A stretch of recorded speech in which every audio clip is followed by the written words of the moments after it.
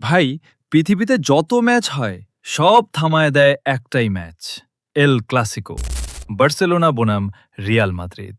আর আজকেরটা, এইটা শুধু ম্যাচ না, এইটা ইতিহাস। ১৯০২ সালে প্রথমবার এই দুই দল মুখোমুখি হয়েছিল। তারপর থেকে এখন পর্যন্ত ২৬৪ বার খেলছে এরা। রিয়াল মাদ্রিদ জিতছে ১০৬ বার, বার্সেলোনা জিতছে ১০৫ বার। মানে এত বছর পরেও হাড্ডাহাড্ডি লড়াই।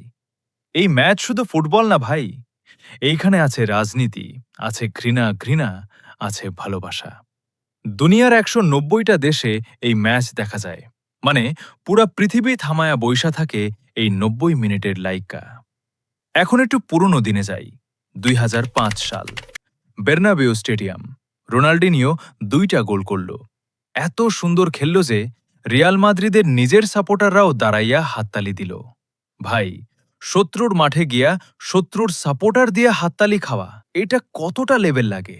২০১০ সাল, বার্সেলোনা ৫-০ গোলে রিয়াল মাদ্রিদরে ধুলায় মিশাইয়া দিল। মরিনিও সেদিন বলছিল বার্সেলোনা ফ্যান্টাস্টিক ছিল। মানে মরিনিও নিজে অ্যাডমিট করছে। ২০১৭ সাল, মেসি শেষ মিনিটে গোল দিল বের্নাবেউতে। গোল দিয়া জার্সি খুলে রিয়াল মাদ্রিদের দর্শকদের দিকে তুলে ধরল, যেন বলতেছে এটা দেখা রাখো। পুরা স্টেডিয়াম নীরব, লেজেন্ডারি।